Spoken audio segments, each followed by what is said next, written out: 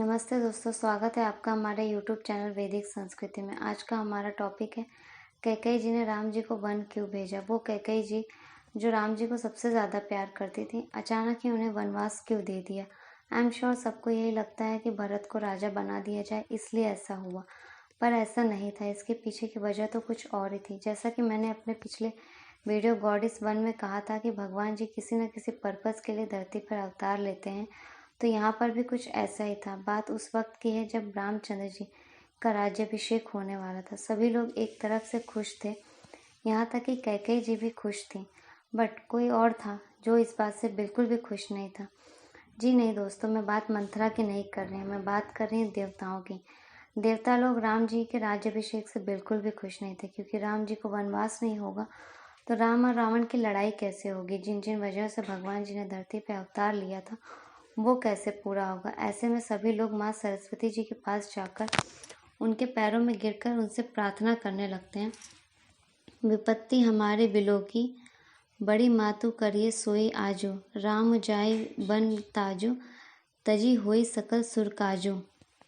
हे माता, हमारी बड़ी विपत्तियों को देखकर आज वही कीजिए जिससे श्री रामचंद्र जी का राज्य अभिषेक रुक जाए, वो राज्य त्याग कर वन को चले जाएं, तभी हमारे सारे कार्य सिद्ध होंगे।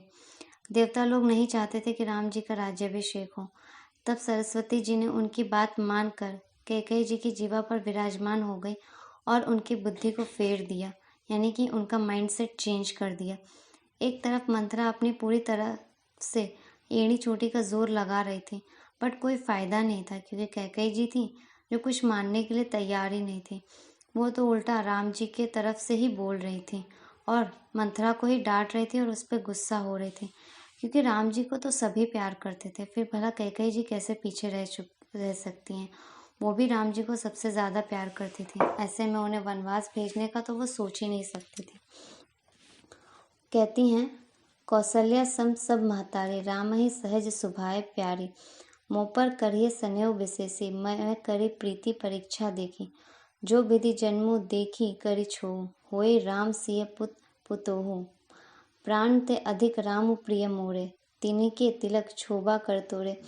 कैकेयी जी कहती हैं, राम जी तो सभी को कौशल्या की तरह ही मानते हैं और प्यार करते हैं, और मुझे तो वो सबसे ज़्यादा प्यार करता है। भगवान करे जब भी मेरा दोबारा कभी जन्म हो, मुझे बेटे और बहू के रूप में राम और सीता ही मिले। पर होनी को कौन टाल सकता है। सरस्वती जी का प्रभाव पड़ते ही कैकेयी जी ने ना चाहते हुए भी वो किया जो वो खुद नहीं चाहती थी। मांग लिए अपने दो वर, एक भरत जी को राज्याभिषेक और दूसरा राम जी को वनवास करना। भागवत कथा के अनुसार सरस्वती जी के पास जाने से पहले देवता खुद कैकेयी जी के पास आए थे और उनसे प्रार्थना कर रहे थे कि वो उन्हें वनवास दे दे, क्योंकि उनका कहना था कि मैं राम को वनवास नहीं दे सकती हूँ, और मान लीजिए जगत कल्याण के लिए मैं आप लोगों की बात मानकर ऐसा करती भी हूँ, तो मैं भरत को कैसे समझाऊंगी। राम तो फिर भी समझदार है, समझ जाएगा, पर भरत नहीं समझेगा, वो तो मेरा त्याग ही कर देगा। और कुछ ऐसा ही हुआ।